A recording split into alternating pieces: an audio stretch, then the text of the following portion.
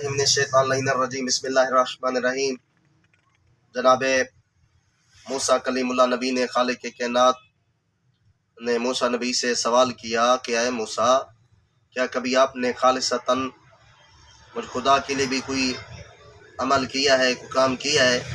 تو جناب موسیٰ نبی علیہ السلام کی آواز آتی ہے، خدایا میں نے نماز پڑھی ہے آپ کے لیے، خدایا میں نے روزہ رکھا ہے آپ کے لیے، تسبیح و تحلیل کی ہے آپ کے لیے کی ہے۔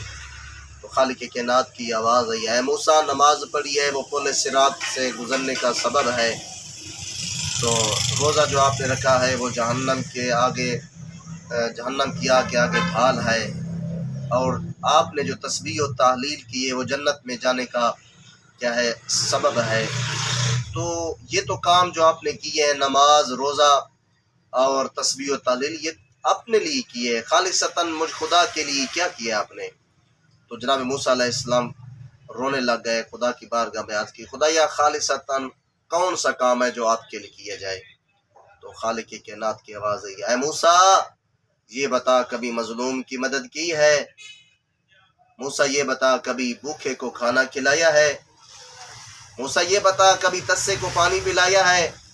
موسیٰ یہ بتا کبھی کسی بے لباس کو لباس عطا کیا ہے؟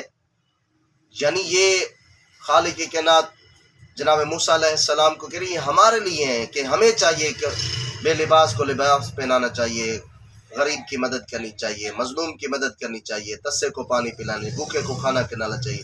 خدا کہتے ہیں یہ خالصتاً مجھ خدا کے کام ہے۔ دعا کرتے ہیں خالق کائنات ہم سب کو مظلومین کی مدد، بھوکے کو کھانا کھلانے اور غریب کی مدد کرنے کی توفیق عطا فرمائے۔ مہربانی کر کے یہ ویڈیو آگے بھی شیئر کر دیں۔ جزاک اللہ۔